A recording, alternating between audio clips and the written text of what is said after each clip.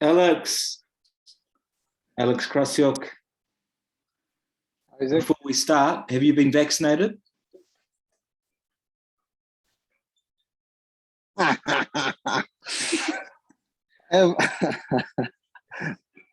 It's okay. Okay. Do we need to wear masks? I had COVID already a couple of times. A couple of times. Okay, I'll forget the mask. And you've had a couple of jabs, or you're now immune? I had it a couple of times and was nothing special. Nothing special. The Ukraine blood, too strong. Hey, I've already started recording. How long have we got today, Alex? How long have we got with you? Sorry, didn't get your question. How long have we got today with you? A couple of hours, 3 hours, or just a quick 15 minutes? The whole day. Whole day. Yeah. Hey, look, really appreciate your time today. I'm going to do an intro. We're going to go into some questions and then a bit of a free-for-all. So if you're cool with that, I'm going to kick off. We are ready to go. Ready to rock. All right, here we are. Isaac Savage here at Ringside Media with none other than K2 Promotions boss, the former manager of the Klitschko brothers, and now current manager of WBA, IBF, IBO, and, well, WBO heavyweight champion, Oleksandr Usyk. Welcome along today, Alex Krassyuk. Hi. How's it feeling, mate? You're a champ. You've survived COVID. You've brought up one of the best champions in the world. How does it feel to be on top of the world? Well, nothing special. Nothing really special, you know. The only concern is the special attention of media throughout the world. Everyone wants to know more about Usyk. Everyone wants to come to know what was the reason for Usyk to become that strong, to beat the king of the division. What was the real basis for that? How did he train? And what is the real reason? Why is he so strong and so confident? So normally, when you come after the fight, you come home, you have another couple days of rest, but not this time. That was a really hectic week after the fight, and it's still the same. You know, he looked very strong out there, and obviously you've seen this, you've worked with him for a very long time. When Usyk got the win, and even up to the build-up, or the lead-up to this fight, was the end result a surprise to you? Or when it was announced, was that pretty much, yeah, I thought that would happen? Let me tell you the story. The story of this fight is a long one. When we just were preparing for the final of World Boxing Super Series, when Usyk was supposed to fight Gassiev for the undisputed championship in cruiserweight, we had so many troubles and so many challenges in organizing that fight that we were not confident whether it's gonna happen at all. So our backup option was, we had to go for the backup option in case the fight with Gassiev does not take place. So we got in touch with Eddie Hearn. So we got acquainted and on a phone, and we discussed, in case the fight with Gassiev does not take place, we will proceed with an option of Tony Bellew, who was already retired. Thanks God, it all went fine, and we had the bout in Moscow. Usyk won, and then we came up to the long negotiations with Eddie Hearn and Matchroom Boxing for the co-promotional deal. And when we signed the contract, it included the name of Anthony Joshua. So it was a 3-fight deal for Usyk, when the first fight gonna be undisputed championship in cruiserweight with Tony Bellew, and then after Usyk wins, it has to be a new step, a new challenge, and Usyk would have to make a new step in heavyweight division. And it went according to the scenario. So he won in Manchester. It was a outstanding victory with a KO, and he got a huge amount of British fans. He got the recognition in England and throughout the world when he Road Warrior, who defeated every champion at his hometown, and it happened again in England. So we had AJ as the target, but we realized that some serious steps must be taken. Then Usyk was supposed to fight Carlos Takam in the United States, but unfortunately he got injured and the fight had to be rescheduled.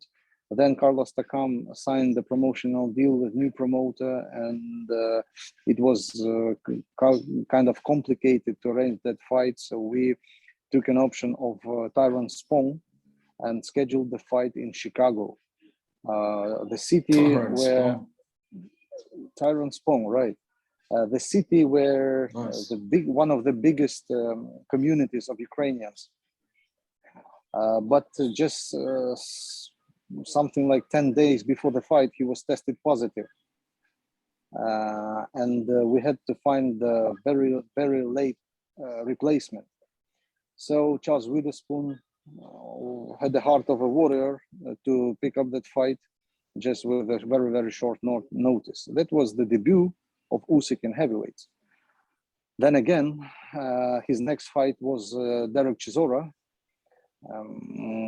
But already when Usyk relinquished his WBO Super Championship belt, he was moved to the mandatory position in heavyweights.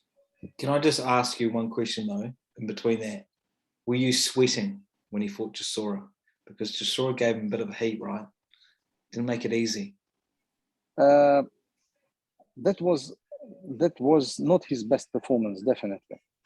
But the thing is that his preparation was probably the most difficult one in his career, because he had COVID during the preparation. He had two rescheduled fights dates. Then he had 2 injuries in his elbows. And when he was walking to the ring, there was a huge risk of something wrong gonna be with any part of his body. Okay. That's why he was very cautious. He was very cautious in that fight. Well, anyway, he was victorious.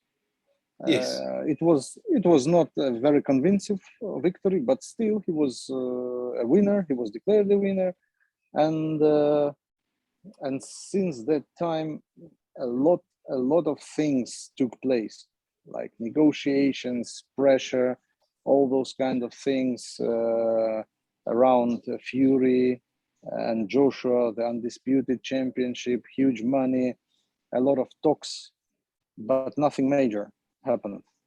At the end of the day, the arbitration in the United States put a full stop in the story.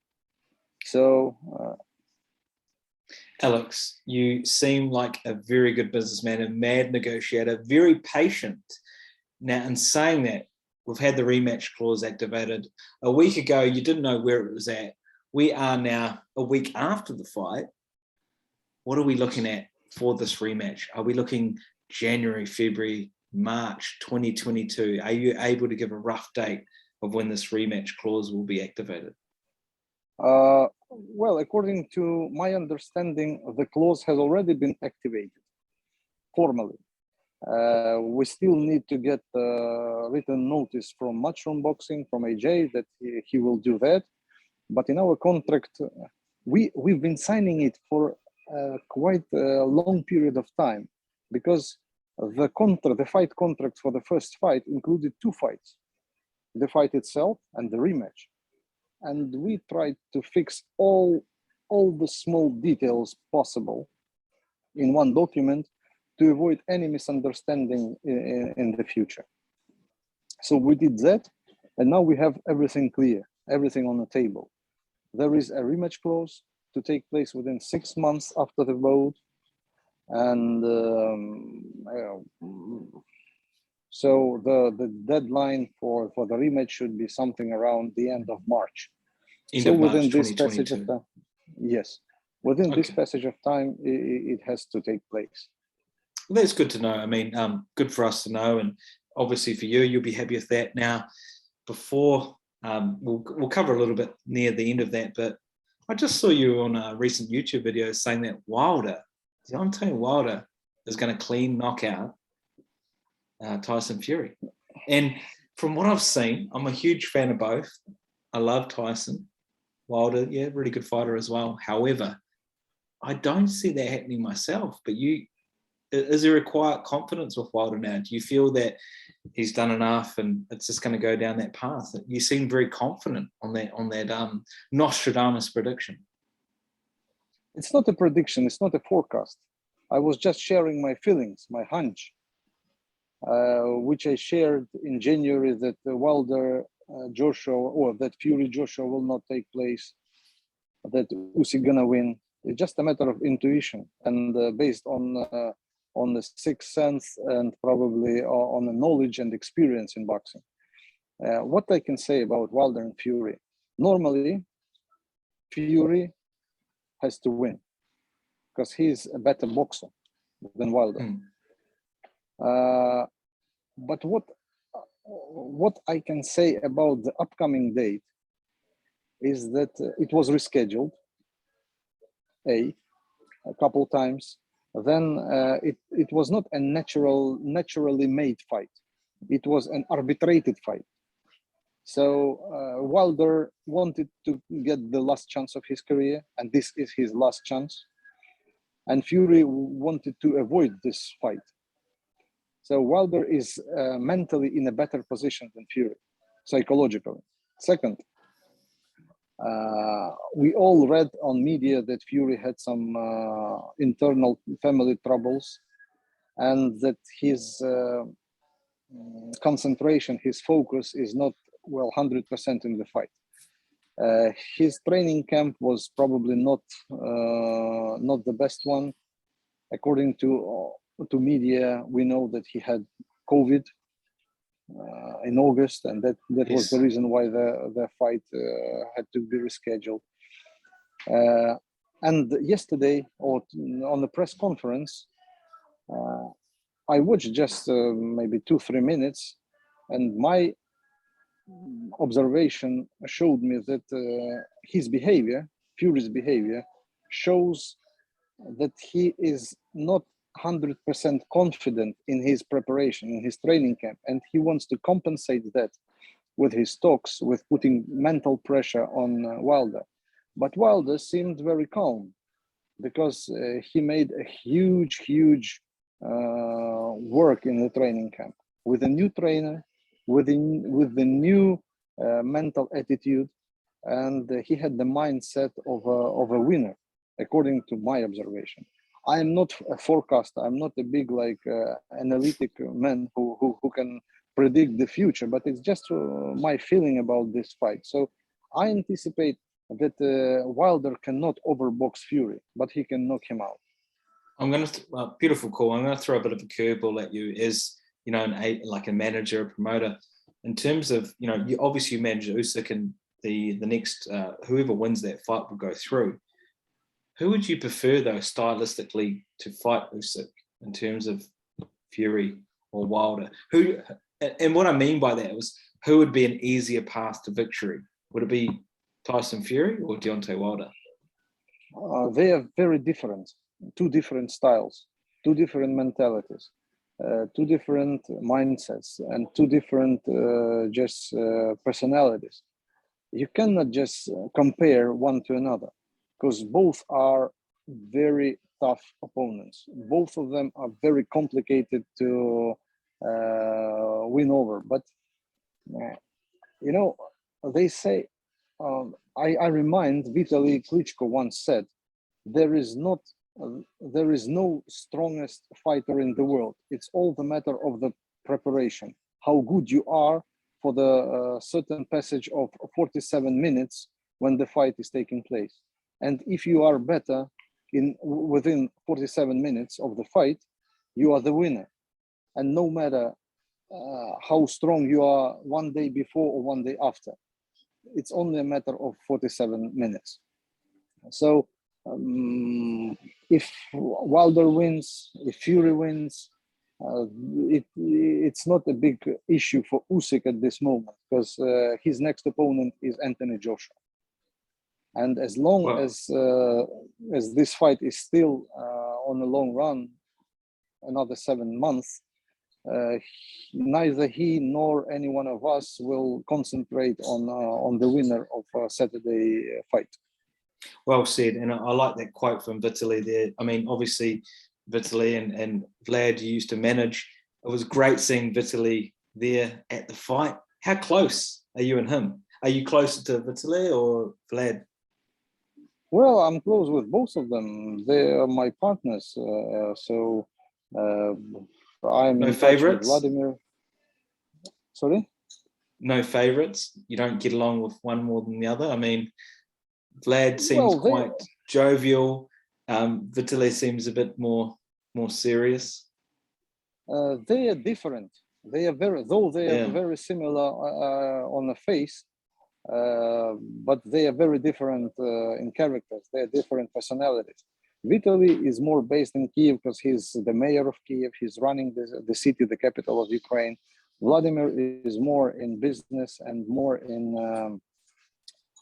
in education, because he's reading his course in a couple of universities, including Harvard.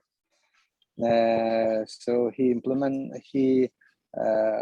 established the course named Face the Challenge. So he's like an educator. He's giving lectures to the students, trying, and he's sharing his experience, how difficult it was for him to face the challenge and what has he done to overcome it.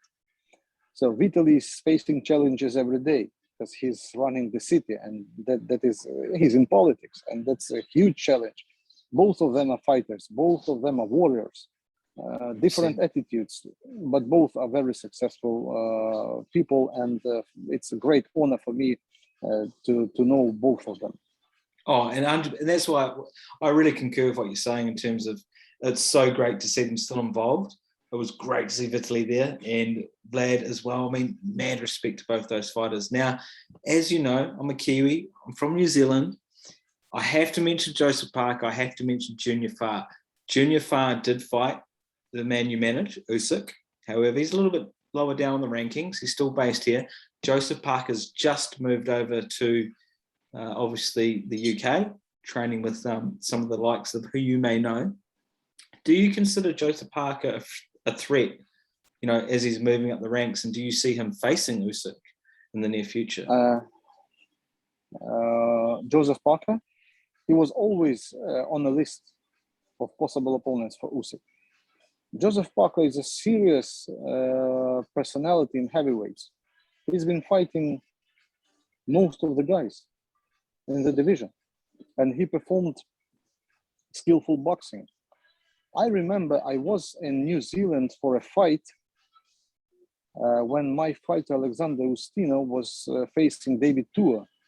Yes, maybe 7 or 8 years ago, or even more. And I remember guys were telling me about the new upcoming star, a young boxer, heavyweight boxer called Joseph Parker. And since that time, he made a good career. I met him a couple of times in person. He's a very nice, very pleasant guy, positive vibes, you know, very confident in his career, very easygoing man. So I can say I am a fan of Joseph Parker. I think he is the one to be probably in the elite of this division for the next couple of years for sure. Obviously, you've got Dillian Whyte fight soon, Joseph Parker fight soon. It's going to be really a test off because they're both ranked. I mean, Dillian Whyte's ranked 3rd, Joseph Parker 4th. It's going to be one of those two that is going to be matched up against Usyk next, isn't it? After obviously AJ.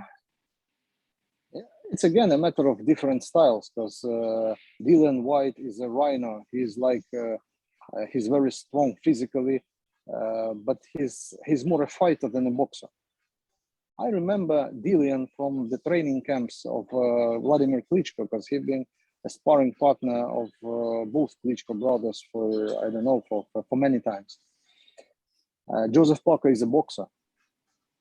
He's a boxer. He knows the style. He knows the movements. He has very good background. Like he's a very skilled fighter, and he can punch. By the way, because every heavyweight fighter, every heavyweight boxer can punch. Who is well? I would love to see them fighting. I remember the media too saying at the end of the press conference with Usyk, they said, are you not disappointed you didn't knock Anthony Joshua out? And Usyk came back and said, no, I won. And he goes back home to his family safe. I go back home. And some people in media were like, what's going on here? This isn't what you, but you know, if we just dial it back a bit, that's who he is as a person, right? Obviously he's in there, it's a hurt sport, but you know him quite well. And I think it was quite, what's the word I'm looking for? It was a little bit sort of reassuring, refreshing in a way for the fight sport. And when he said that, were you not surprised? That's Usyk, you know, right? This is intelligent boxing. This is an art of boxing. It's not about knocking guy out. It's not about violence. It's about skills. It's like chess, you know, playing chess. I love chess. You like a good game of chess? Absolutely. I play every day. Nice. So when you have an advantage in the ring, you have to use it to win, to be declared the winner. When Usyk was the challenger for AJ was the champion. So everyone could see like a couple things in both. Usyk is skilled and fast, and he's a southpaw. AJ is experienced professional. He was on top for many years. He's strong, he has a punch, and he knows how to land it. So those two different styles come together, and everyone wants to see whose style is better. According to my understanding, AJ didn't manage to land his punch because he was trying to, like a fight jet needs to fix the target before launching the missile. Same was with AJ. He was trying to fix the target, but he didn't manage to because his target was too fast for him. Good call. And I know you're a busy man, so I've got a couple of more questions before we wrap up. A little bit left field, but whose idea was it to wear the Joker suit? Was that your idea, or was that Usyk's? No. Or was that just a random suit he had in the closet? I tell you some background. He's cooperating with a company for crypto business, cryptocurrencies, yes. And and they launched how they call it.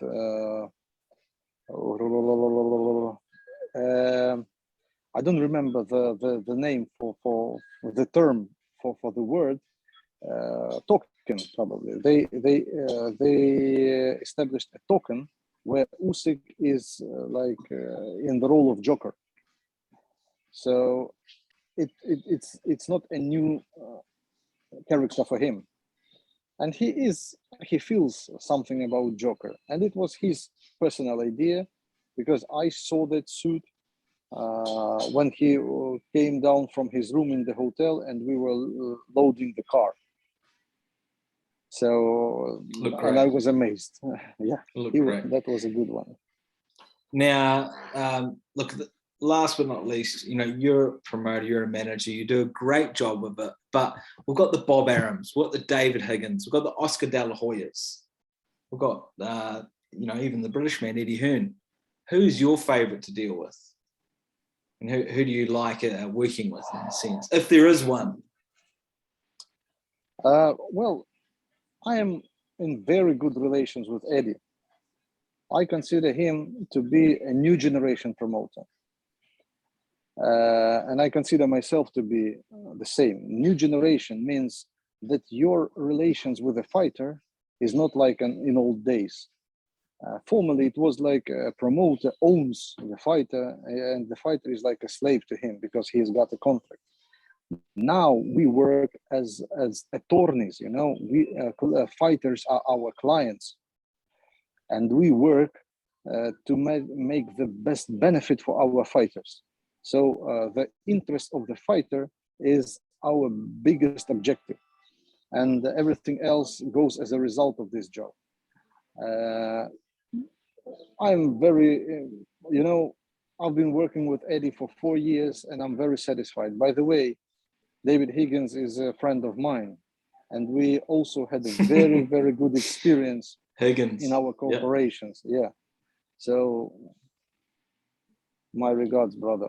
Hey, David Higgins. Now, I know you obviously managed, it was a great win. You managed many other fighters. It's, well, not over, but you get a bit of a break with Usyk until next year. Obviously, you're still penciling out negotiations. What are you going to be doing from now up until Christmas? Are you going to be traveling around Europe? Are you going to be trying to spend time with family? Are you going to have a holiday? What does it look like for you now until Christmas? Well, I have a very, very, very tough schedule until Christmas. We are having a show in Ukraine. My fighter, Denis Berinchik, who was the silver medalist of London, he's number 3 rated in WBO lightweight division.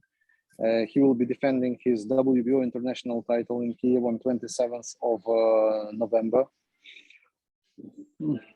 And a list of other fighters from our company gonna be on the undercard. Then I plan to spend a couple of weeks with my family now at the end of October, and then if with the help of God, I will travel to my favorite Bali. Nice. Oh, look, I'd love to join you there, but I mean, your phone must be just hot all the time. It must be just crazy. Hey, look, we loved having you on board today. New Zealand's going to be so happy to see you. I'd love to do this again. One request, maybe we can get Usyk in a cameo next time, maybe after the Joseph Parker fight. What are your thoughts? Let's try to do it. Why not? I love to hear it. And any final shout outs to David Higgins or the New Zealand fans? What do you want to say to us in Aotearoa, New Zealand, for those watching here on Ringside Media? Well, New Zealand is a huge country for boxing. I would love to stage one of the shows there on pay-per-view on both islands, to get the satisfaction of just being present at this beautiful country. All best regards to the fans of boxing. Alex Krassyuk, thank you so much. We love what you do. Congratulations on all your success. Really hope you get somewhat of a holiday with the family, and we look forward to following your career and also, again, that interview after Joseph Parker's fight. Thank you so much. Thank you, Isaac. It was my pleasure.